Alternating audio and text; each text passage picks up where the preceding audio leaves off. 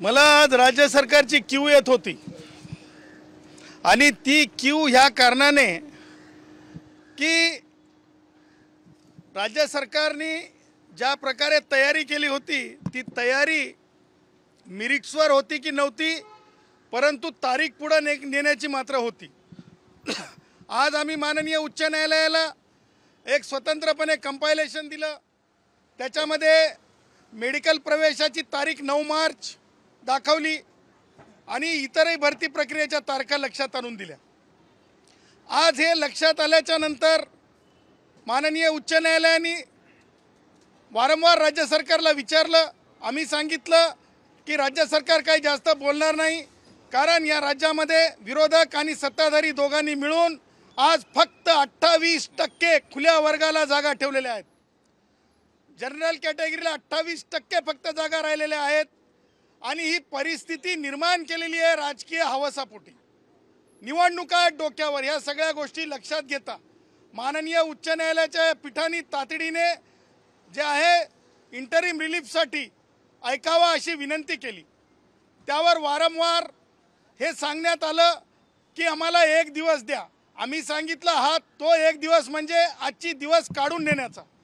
आम्ही माननीय सर्वोच्च न्यायालयाचे दाखले दिले की जयश्री पाटील विरुद्ध मुख्यमंत्री महाराष्ट्र राज्य यांच्या केसमध्ये काय झालं। त्यावर सांगण्यात आलं की मुख्यमंत्री आणि काही न्यायमूर्तींना पार्टी करण्यात आलं, माजी न्यायमूर्तींना। आम्ही सांगितलं माननीय सर्वोच्च न्यायालयाच्या संविधान पीठानं याच मराठ्यांच्या आरक्षणामध्ये मुख्यमंत्री पार्टी असताना कोणत्याही प्रकारे कोर्टाने निर्बंध घातलेले नव्हते आणि त्यामुळे सरकारला ते पाऊल सुद्धा मागे घ्यावं लागलं। सांगायचं तात्पर्य, सरकार मेरिटवर जाण्या इच्छुक नव्हतं, सरकार फक्त इकडे तिकडे गुमसण्यामध्ये इच्छुक होतं। परंतु आज ज्या गोष्टी घडल्या न्यायालयात त्या फार महत्त्वाच्या आहेत।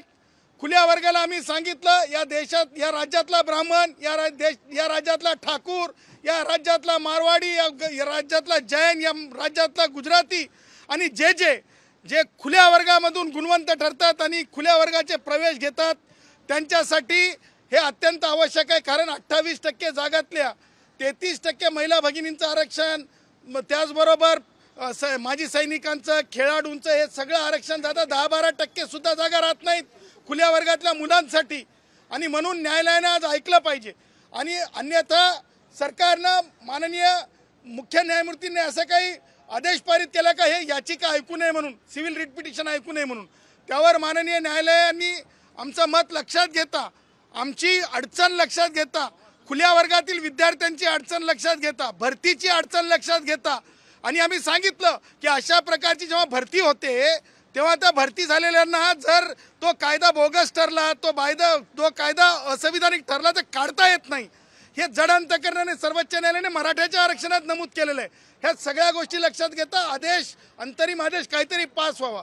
त्यावर सरकारची फरफकट झाली आणि त्यानंतर सरकारने सांगितलं की आम्ही सोमवारी ही याचिका ठेवावी। आम्ही सांगितलं सोमवारी याचिका ठेवावी, परंतु आज ॲडव्होकेट जनरल साहेबांनी हे स्टेटमेंट करावं की ते म्हणजे ही प्रवेश भरतीमध्ये मराठ्यांना आरक्षण देणार नाहीत, नौकर भरतीत आरक्षण देणार नाहीत।